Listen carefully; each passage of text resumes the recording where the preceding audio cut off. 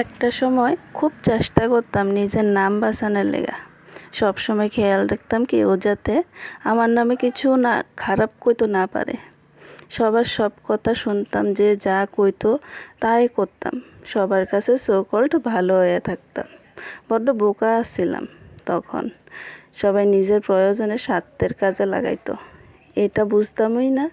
কিন্তু এখন যে যাই কোক আমার কিছু যায় না।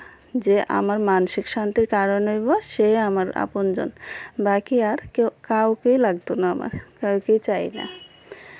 এই পৃথিবীতে যতই ভালো অন্যাকেরে দেখবেন, কিছু মানুষের কাছে হাজার নিজেরে বলিয়ে দিল ভালো আর জানা।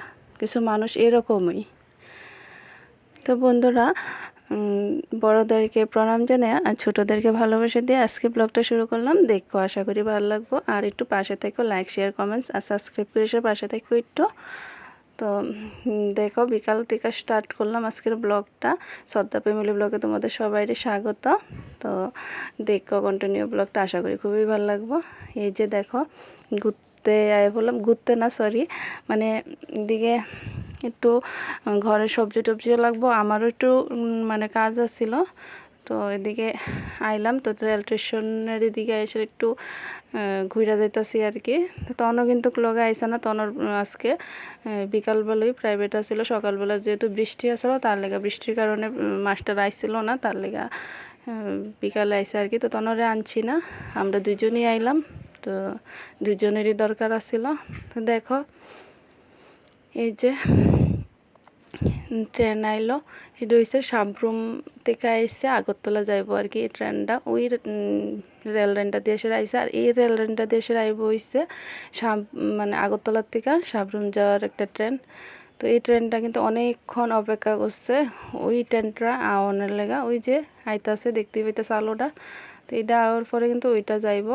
তো স্টেশন অবধি তো ডাবল লাইন, তারপরে তো সিঙ্গেল লাইন। তো তার লিগই এই যে দেখো, তনুর পাপাও কইয়া দিল হাই।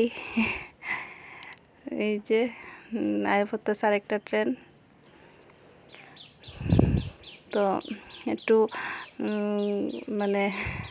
ভাবছিলাম যে যে কাজেই আইসি, একটু রেল স্টেশনটার দিক দিয়ে যেহেতু যাইতাছি, তো এটার মধ্যে একটু না ঢুকলে খুবই খারাপ লাগবো। তো একটু ঘুরা টেরা যাইতাছি। আর ঘুরতে যেহেতু ভালোবাসি, জানোই তোমরা দুইজনই।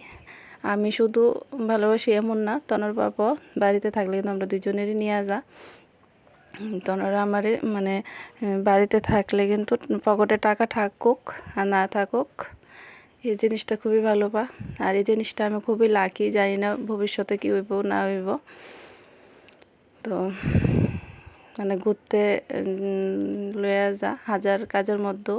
আগের দিনে ব্লগও দেখতে পাইছিলা তোমরা যে সেলাই আসছিল প্রচুর। তারপরেও কিন্তু আমি কইতাছিলাম সেলাই আছে, তারপরেও কিন্তু লইয়া গেছিল।